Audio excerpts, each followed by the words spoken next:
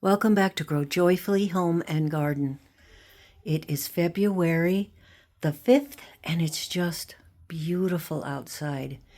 It got up to 52 degrees here yesterday. Now we are enjoying this incredibly, but it is not a good indication of the year to come.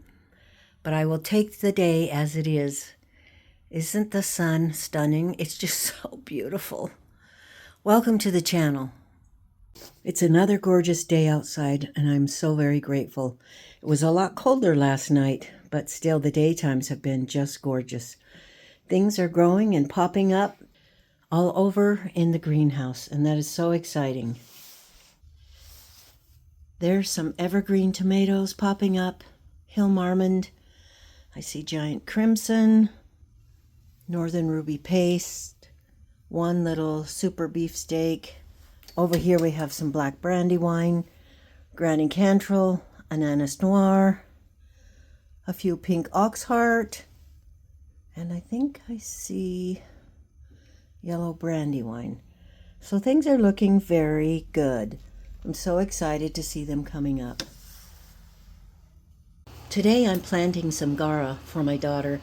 She had to go to work, so I'm going to do this for her. These are a beautiful, delicate little butterfly, lacy type plant that attract pollinators. You can plant them in spring and they'll flower until fall. And so today, that's what we're going to plant. Here's what the seeds look like. And I'm going to put 5 in each pot. You're only supposed to plant them 1/8 of an inch. What I do is just put a light dusting of potting soil over the top. Just dropped another one in there. There you go.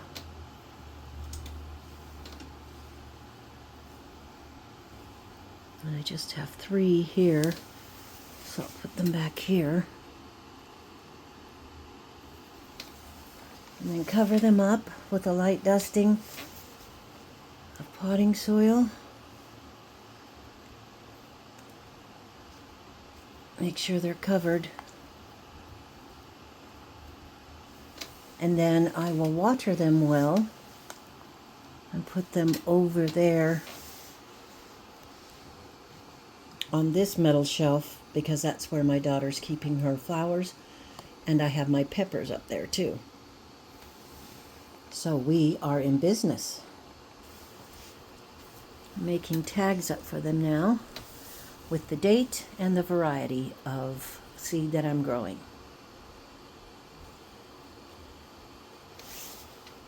Now I'll get them watered in.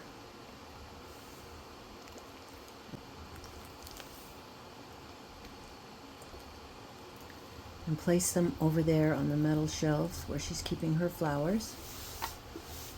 Okay, I see one that's exposed. So we'll have to put some more soil on those.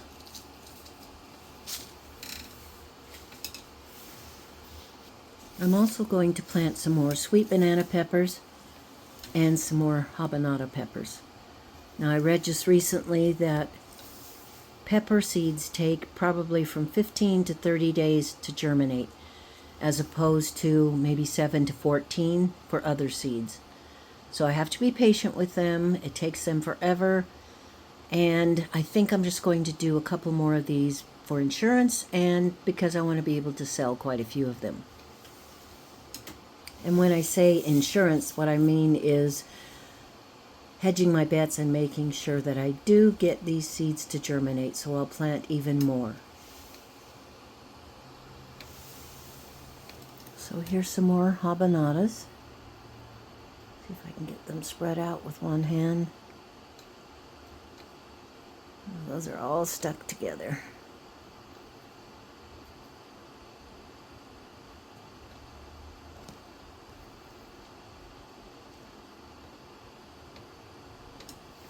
There we go. These little habanero peppers are just amazing. They're so sweet and fruity tasting. It's kind of hard for me to grow them here. It's hard for me to grow any pepper here, except for the sweet banana pepper plant I had last year. It was very prolific and amazing. But last year, all of my peppers, except for the sweet banana pepper plant, came on very late. So we'll have to see how they do this year, but I highly recommend these. There's really no heat to them at all. Every now and then you might get a tiny bit, but all in all, it's a very sweet, crisp, and fruity type of pepper. I have a few more of the sweet banana pepper seeds.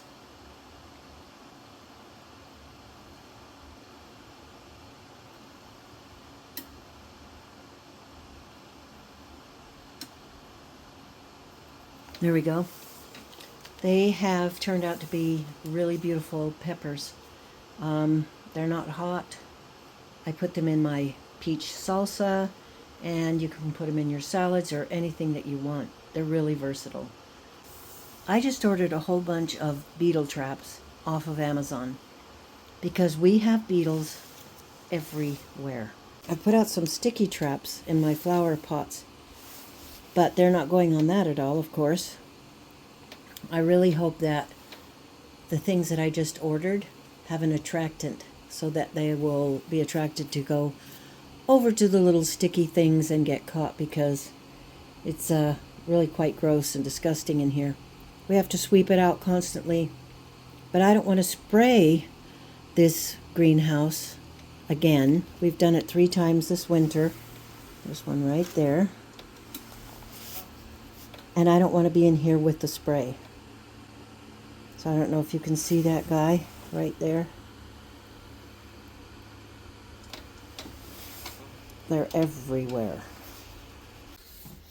I moved the brassicas off the heat mats because I read somewhere that they don't need that. I kind of have limited space on my heat mats. So over here on this wire shelf by the window, it gets the sunlight, but yet it's not on the heat. And look how they're going. This is something I'm going to have to focus on pretty soon when they get a few of their true leaves. I'm going to have to repot them into their own pots.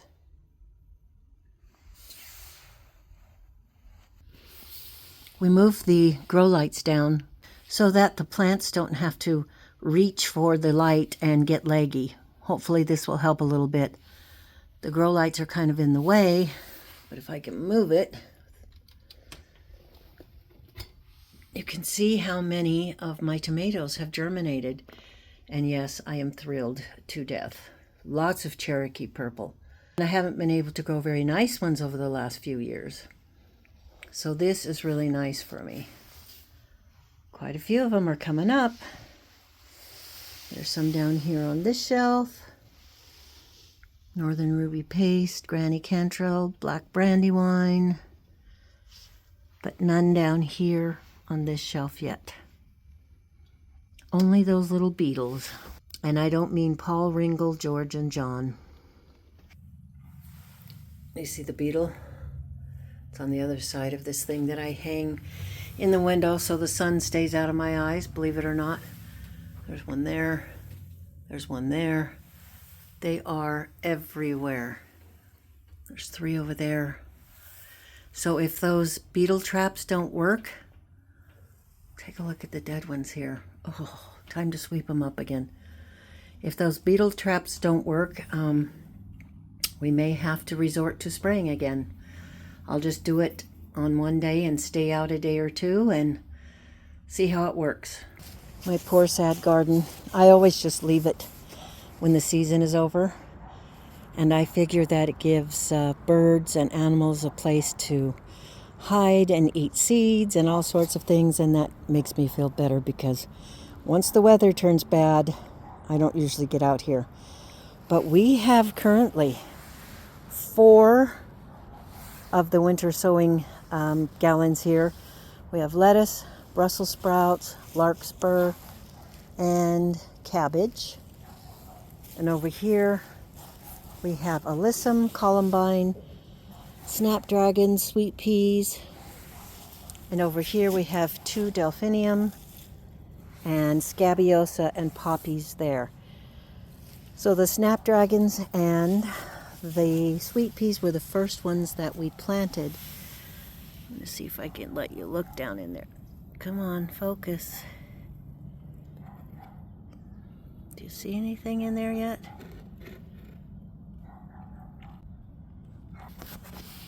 I don't see anything sprouting yet. Looking down in through these holes. Maybe this isn't gonna work. I don't know. I'm new to this winter sowing business. Well, I wanted to check it. It's definitely had enough time for these first 4 at least to be able to have germinated. But I don't see anything yet, so there's our check-in. No action, nothing happening. I wanted to check in this little greenhouse too. It's been getting so warm in here that it's drying out my hanging baskets. And that one just looks dreadful. I'm not sure what's going on with it. I think I see bugs. Oh, I do.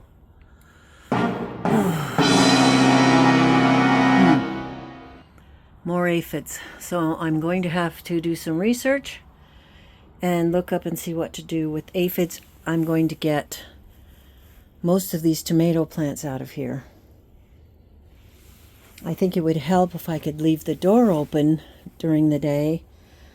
But I have kitty cats, and what if I forgot to shut it? Here are some microgreens that are germinating back here. Some of the bib lettuce is germinating. But that's all I see so far. That and a whole bunch of aphids. So I think I'm going to spray those hanging planters with some neem oil, Dawn, and water. I'm going to take this hanging basket outside. These petunias have been so healthy since last summer, but I see a lot of flying things on them. So I'm going to bring them out here to sit in the sunshine. I found a place right here on the corner of the main greenhouse. I think that'll do it a world of good. I've just got to make sure I get it back in before it gets too cold. Maybe I'll just give it about half an hour sun bath. I'm going to cut back most of this plant to see if that will help rescue it too. This poor plant is full of aphids. Can you see the little white things? Oh, I'm so angry. Aphids are just giving us a terrible, terrible time. I'm going to put all this greenery in a bag and put it in the garbage can. If I had a fire going, I'd burn it right now. I'm also going to put a sticky trap or 2 in this pot, and you see how I've cut it way, way, way, way back. Hopefully this will save the plant. Okay, I have the little stickies in place, and the plant's having a sun bath. I really don't want to put neem oil and Dawn and water on it yet. That stuff is so sticky. It's really gross to handle your plants after that. But I'll see if these 2 methods, 3 methods, cutting it way back, letting it set in the sun, and putting sticky traps in will help it at all. So wish me luck. I hope you've enjoyed this video with me gardening indoors and trying to fight the aphids. But aphids aside, I do love getting out into my greenhouses and seeing how things are growing. I turned the fan on in this greenhouse, and I'm keeping an eye out for aphids and fungus gnats. And I'm leaving the door open to this greenhouse for a while so that we can get some fresh air in there, maybe some cold air, to hopefully encourage the aphids to go elsewhere. I hope you have a wonderful day. Thanks for stopping by, and we'll see you on the next video. P.S. I've just had a thought. I'm going to go down to our local garden store and see if I can buy some ladybugs. They're not always in stock, and maybe I can buy some now from Amazon. But I really think that will help me battle these aphids.